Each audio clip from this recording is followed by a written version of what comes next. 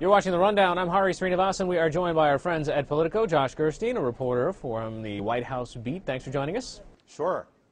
All right, looks like President Obama has a tremendous amount on his plate, domestically and internationally, just in the past couple of days. I mean, we've got, on the international front, we've got North Korea, Afghanistan, and of course now the Middle East issue rising up again. How does the White House spread their resources? Well, it's tough for them. You know, this is a great example of how the best laid plans of presidents can be driven off in other directions. I think some folks might have thought at this point we'd be talking about the Supreme Court nomination battle or something along those lines, and now you have the White House spread in a bunch of different directions, particularly by these crises. I mean, the biggest one they're really tackling right now is obviously this oil spill in the Gulf, which is a domestic problem and something that threatens to be a real political nightmare for the president if it's not handled correctly. And then you're right, you have this series of foreign policy problems, especially this Israel crisis over the weekend that really upended the president's schedule. He was supposed to see Prime Minister Netanyahu today, and that's canceled, and now the administration in a bit of a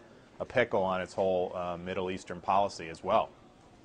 Okay, biggest issue, the one that you just mentioned, was the oil spill. He's out now far more frequently making comments about this. Does the White House kind of feel like they have been behind the ball?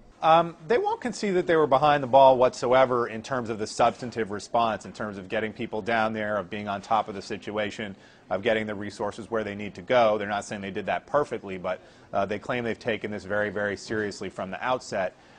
They are sort of acknowledging that perhaps the communications side of this, in terms of signaling publicly how invested the White House was and how involved the president was in this issue, maybe wasn't all that it could have been. And we're seeing that in a few different ways now. All of a sudden, today, we're now about 5 to 6 weeks into this incident.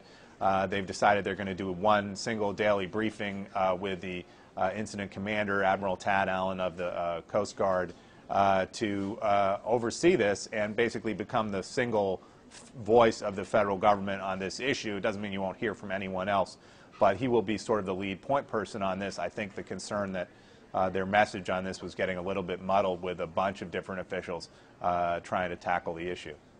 You're watching The Rundown. I'm Hari Srinivasan. Stay with us.